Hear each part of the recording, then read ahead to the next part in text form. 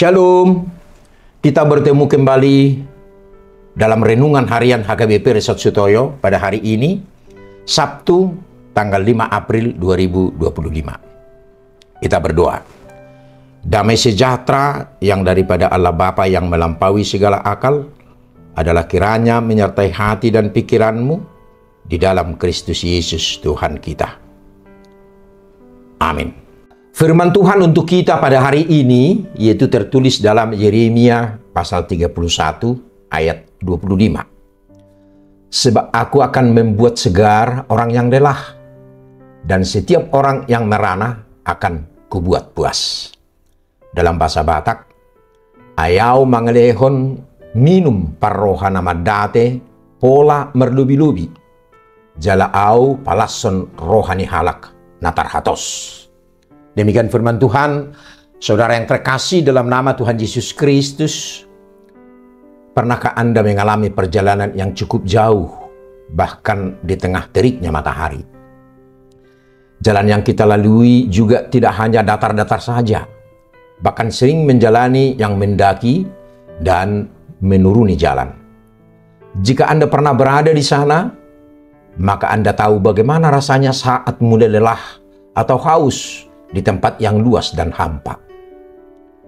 Terkadang kita mau jatuh pada sikap keputusasaan. Sepertinya kita tidak memiliki kekuatan untuk melanjutkan perjalanan kita. Orang Israel menghabiskan sebagian besar waktu mereka berada di padang gurun.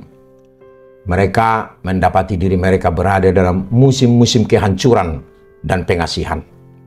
Selama bertahun-tahun berada di gurun, mereka menjadi letih dan lelah. Di tengah musim itu, Tuhan mulai memberi janji kepada mereka melalui para nabi. Tuhan bernubuat tentang masa depan. Dia berjanji kepada mereka bahwa Dia akan menyegarkan dan memuaskan mereka di tengah musim yang kering dan sulit. Walau kita bukan orang Israel yang berjalan melintasi padang gurun, kita tetap mengikuti dan berjalan dengan Allah yang sama dengan bangsa Israel. Dan kalau mau jujur, terkadang kehidupan rohani kita terasa seperti berjalan melewati gurun yang kering. Beberapa musim kehidupan memang terasa melelahkan, sulit dilalui dan sulit bertahan. Namun di tengah musim itu, Tuhan terus menyegarkan dan memuaskan umat-Nya. Saudara yang terkasih dalam nama Tuhan Yesus Kristus, perjalanan hidup kita di dunia ini ibarat kita berjalan dalam gurun kehidupan yang terasa sangat panas dan melelahkan. Seiring dengan itu muncul juga pergumulan yang membebani pikiran dan hidup kita.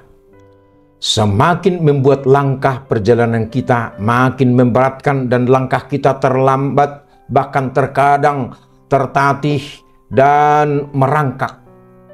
Tentu timbul dalam pikiran kita, siapakah yang dapat menolong kita? Apakah Tuhan akan membiarkan jalan kita sendiri tanpa ada yang mendampingi dan menolong? Membiarkan kita dalam keputusasaan dan kelelahan yang luar biasa? Mari kita merenungkan yang dikatakan dalam Mazmur Daud yang berkata, "Aku melayangkan mataku ke gunung-gunung, dari manakah akan datang pertolonganku? Pertolonganku ialah dari Tuhan yang menjadikan langit dan bumi. Ia takkan membiarkan kakimu goyah, penjagamu tidak akan terlelap. Sesungguhnya tidak terlelap dan tidak tertidur penjaga Israel. Tuhanlah penjagamu, Tuhanlah naunganmu di sebelah tangan kananmu. Matahari tidak menyakiti engkau pada waktu siang atau bulan pada waktu malam." Mazmur 121 ayat 1-6.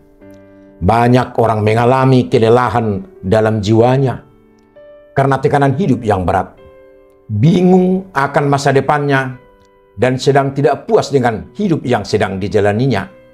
Sekarang ditambah lagi dengan situasi di depan mata yang tidak jelas.